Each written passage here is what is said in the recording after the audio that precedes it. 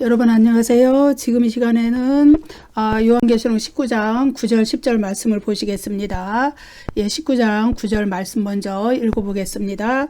천사가 내게 말하기를 기록하라. 어린 양의 혼인잔치에 청함을 받은 자들은 복이 있도다 하고 또 내게 말하되 이것은 하나님의 참되신 말씀이라 하기로.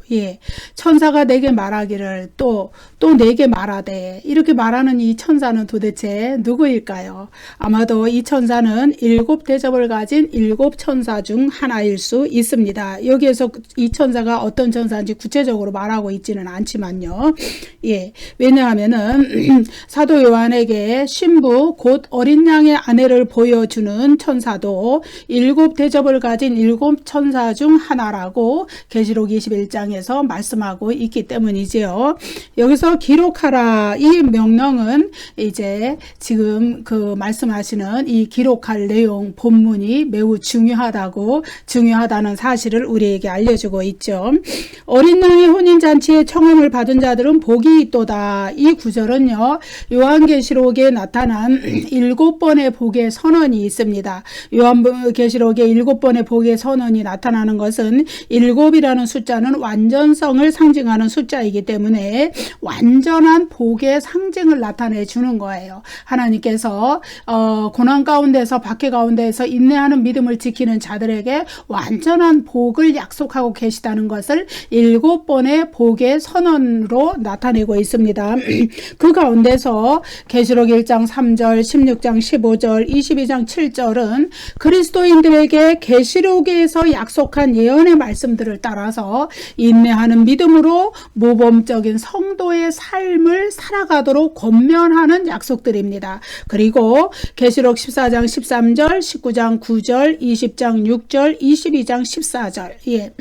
이 약속들은, 이 복의 약속들은 그러한 권면의 말씀들에 순종해서 끝까지 믿음의 삶을 살아낸 자들에게 하나님께서 주시는 그 보상, 상급, 이런 그 결과, 이런 것들을 약속하는 복의 선언들입니다. 그래서 이러한 복의 선언들을 통하여서 이 세상에서는 비록 고난을 당할지라도 그러나 그것이 고난이 끝이 아니요 하나님께서 주시는 그 결과, 상급, 복이 있다는 것을 나타내 주는 것이죠.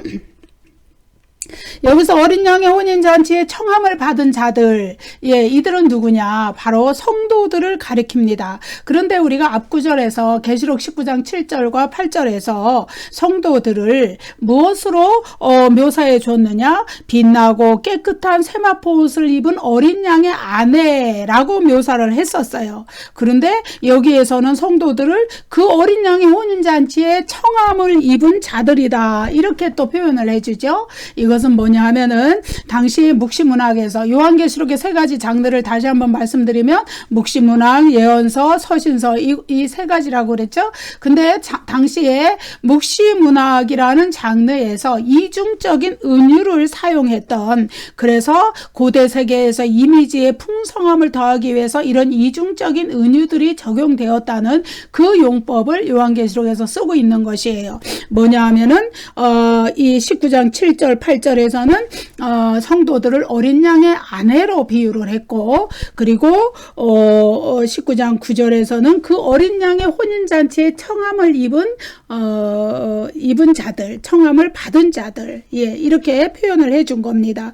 그래서 이것은 뭐냐 하면은 19장 7절 8절에서 어린 양의 아내로 표현한 것은, 그것은 뭐냐 하면은 집단적 교회, 집단적으로 교회 공동체가 그리스도의 신부이다, 그리스도의 아내이다, 이렇게 표현을 해준 것이고, 그리고 19장 9절에서 혼인잔치에 청함을 받은 자들이다.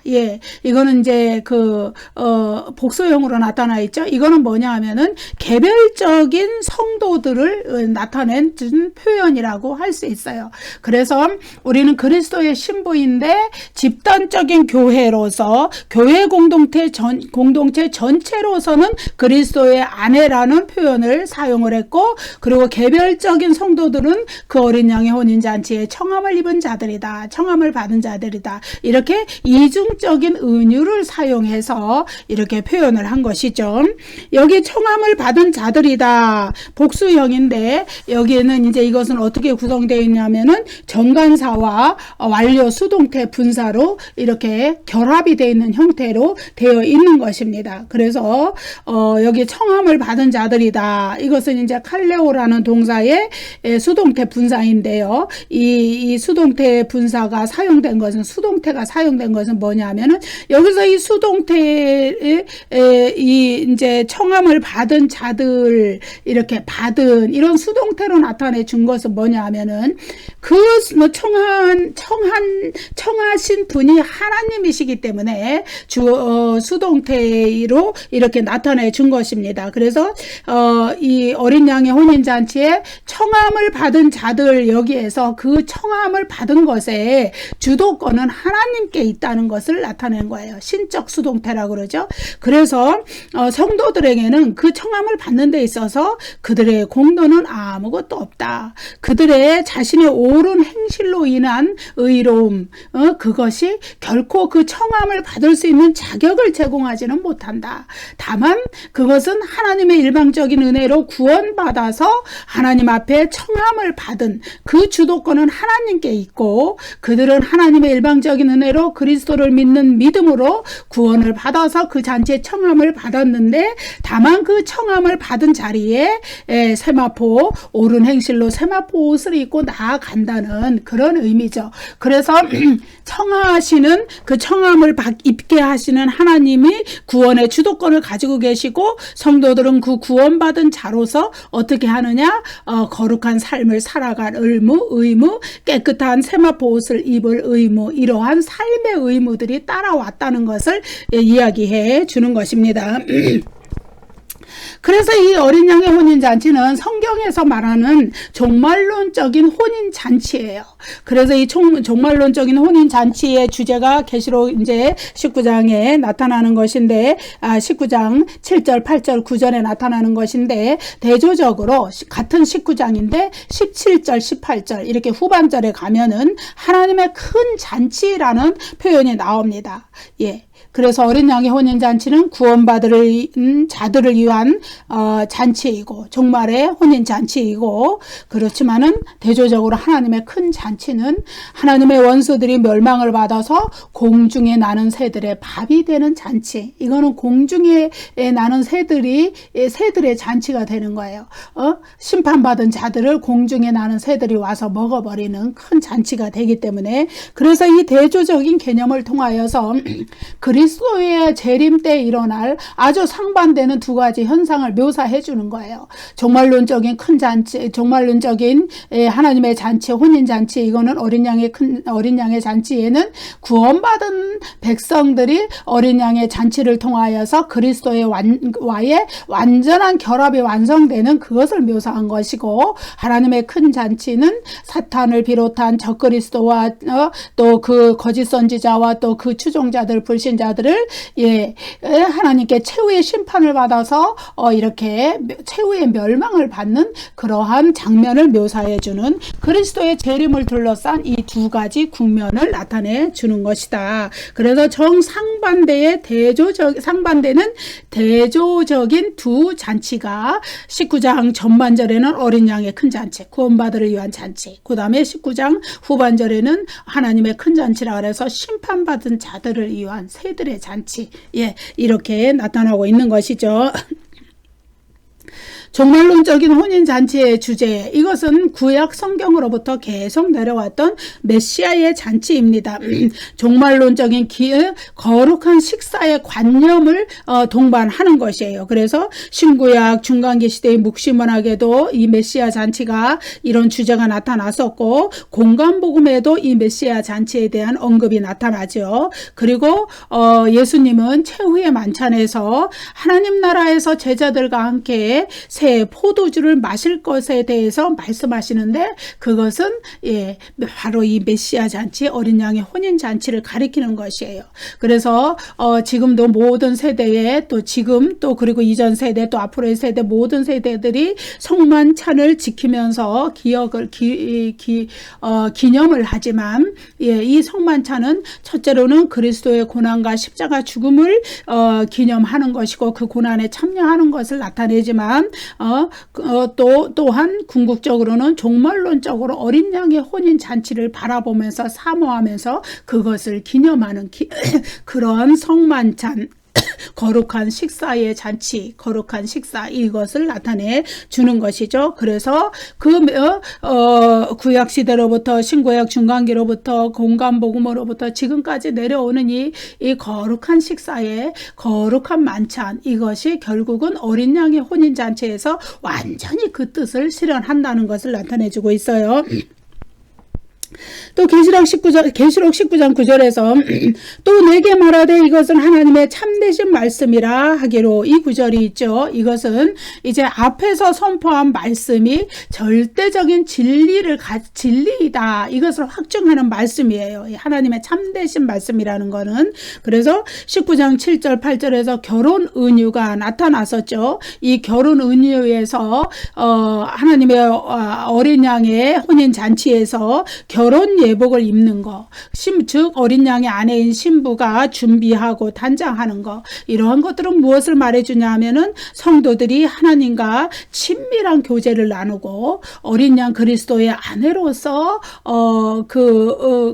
준비가 되고, 그리고 하나님이 그를 보호하시는, 그리스도의 신부로서 보호하시는 그런 개념들이 나타나는데, 그것을 이어서 이것은 하나님의 참되신 말씀이다, 이렇게 선포하는 것은 무엇이냐? 이 기록된 말씀들이 진리의 말씀이고 그것이 속히 이루어질 것이라는 것을 확증하는 이러한 선언, 선포에 해당이 되는 것이죠.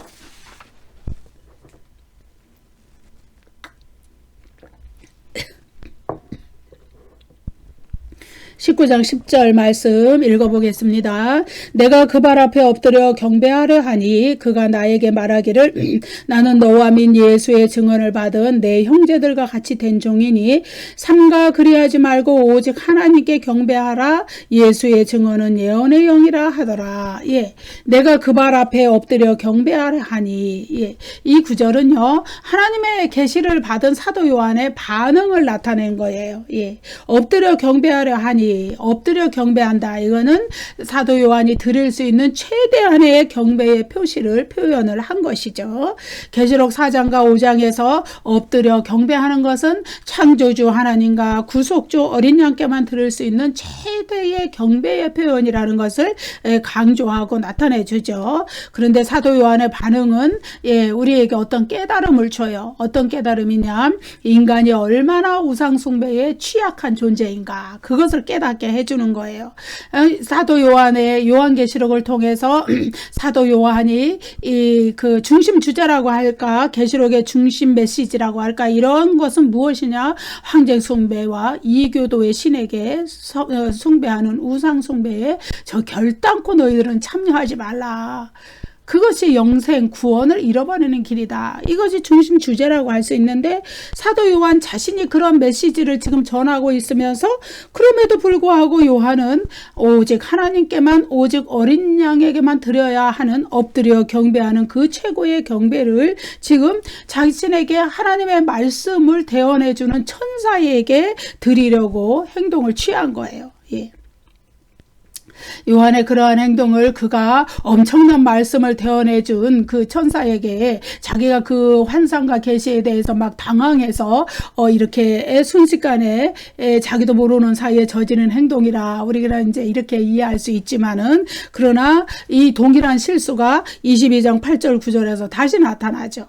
사도 요한의 이러한 행동은 인간이 얼마나 하나님과 어린 양 이외에 다른 존재들에게 경배를 쉽게 할 수 있는 우상 숭배에 취약한 자들인가, 그것을 나타내 보여줘요. 예. 사람들은 대부분 이 세상의 권력자들, 통치자들을 보면은 저절로 이렇게 막 이렇게 그 앞에 서게 되면 고개를 숙이는 경배의 태도를 취하는 그런 존재들입니다. 예. 심지어 이 거룩한 요한 요한계시록의 말씀, 우상숭배는 절대 하면 안 된다고 그 중심 메시지에 있는 이 요한계시록의 말씀을 전하는 사도 요한조차도 그 말씀을 계시의 말씀 환상을 전해주는 보여준 그 천사의 그 위엄이라 그럴까 권위라 그럴까 거기에 압도돼서 자기도 모르게 엎드려 경배하는 행동을 취하는 것이죠. 순식간에. 그래서 천사는 엄청 그 뭐라 그래요.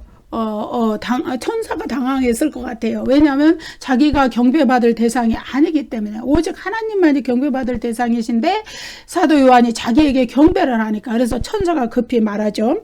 나는 너와 및 예수의 증언을 받은 내 형제들과 같이 된 종이니 삼가 그리하지 말고 오직 하나님께 경배하라. 예수의 증언은 예언의 영이라. 천사는 자신이 경배받을 대상이 결코 아니고 경배의 대상은 오직 하나님뿐이시라는 걸 인식시키기 위하여서 어린 양뿐이라는 걸 인식시키기 위하여서 급히 이런 말씀을 전하죠. 나는 너와 같이 된 종이니 같이라는 거는 이제 뭐뭐와 함께 뭐뭐와 더불어 너와 함께 된 종이다. 나나 너나 동일한 종이다. 이런 말씀이에요. 그래서 천사는 인간보다 위에 있는 존재가 결코 아니고 인간과 동등한 피조물이다. 그래서 천사들과 구원받은 성도들은 동등한 하나님의 종으로서 하나님을 섬긴다. 그것을 계시록 7장과 22장에서 말씀해 주고 있어요. 예수의 증언은 여기서 예수의 증언은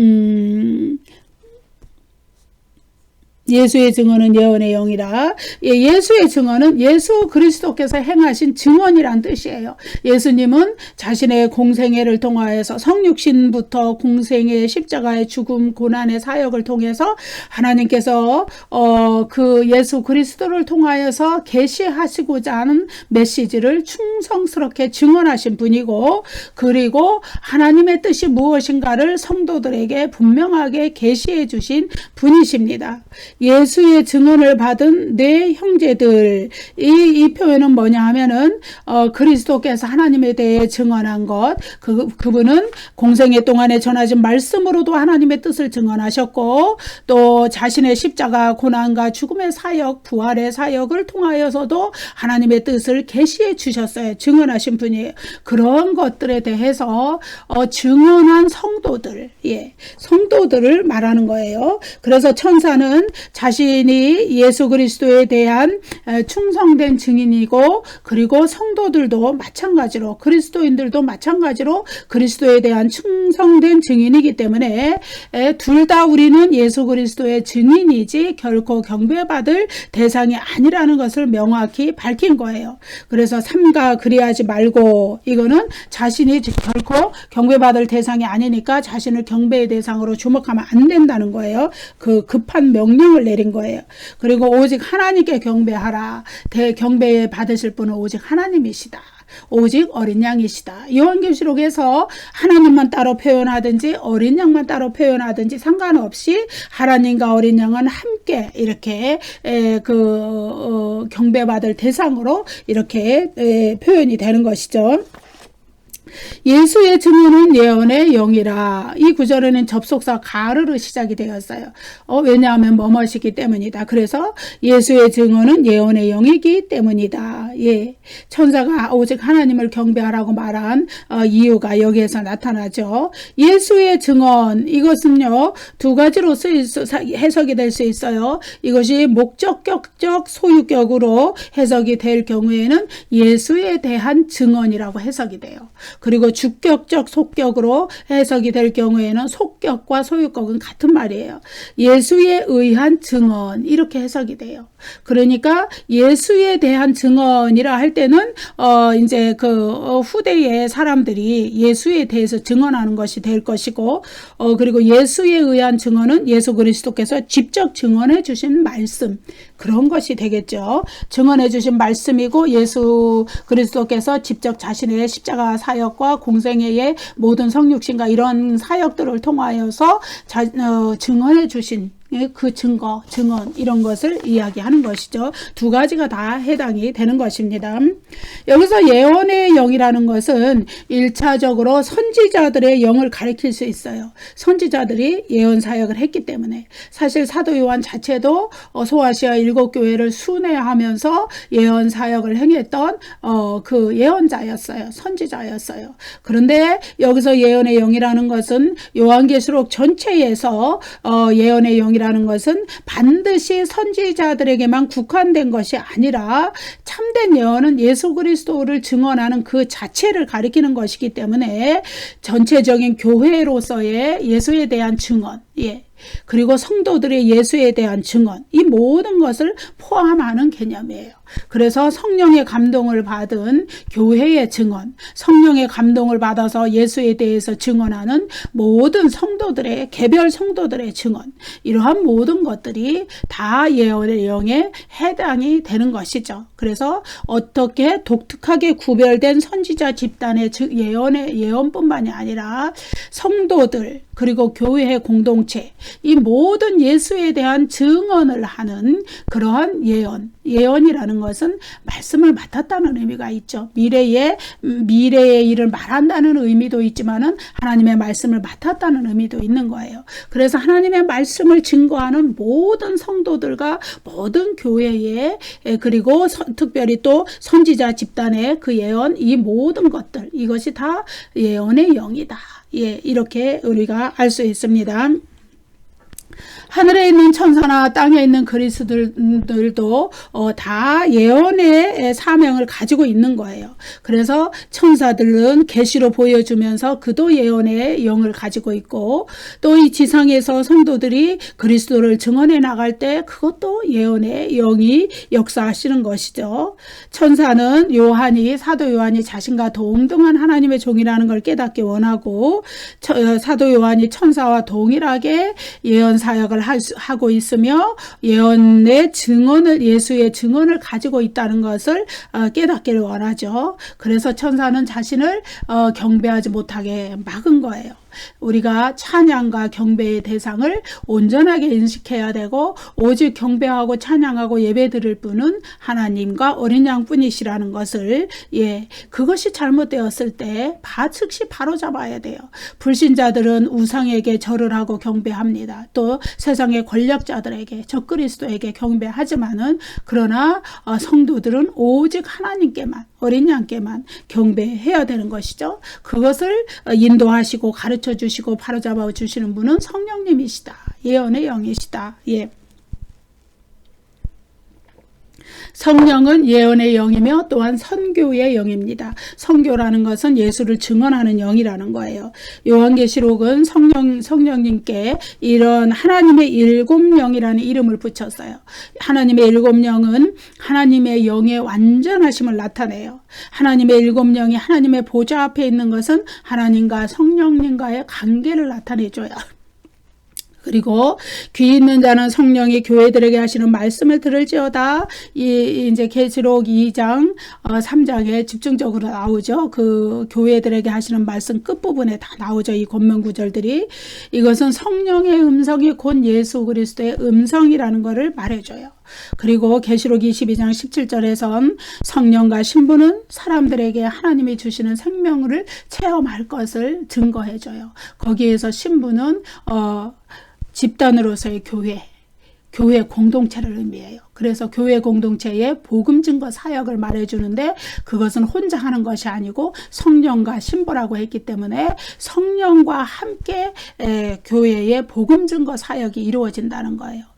사람들에게 와서 하나님이 주시는 생명수를 마시고 생명을 체험하라, 영생을 얻으라, 이런 복음 증거 사역을 성령과 신부가 행한다.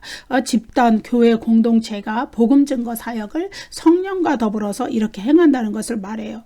그래서 거기에 성령의 역할은 이 세상에 보내심을 받은 예언의 영이시며 선교의 영으로서 활동하시는 거예요. 예언의 영이시며 선교의 영이신 성령은 교회에게 세상을 향해 증언하는 복음의 증인이 되라. 예수의 증인이 되라.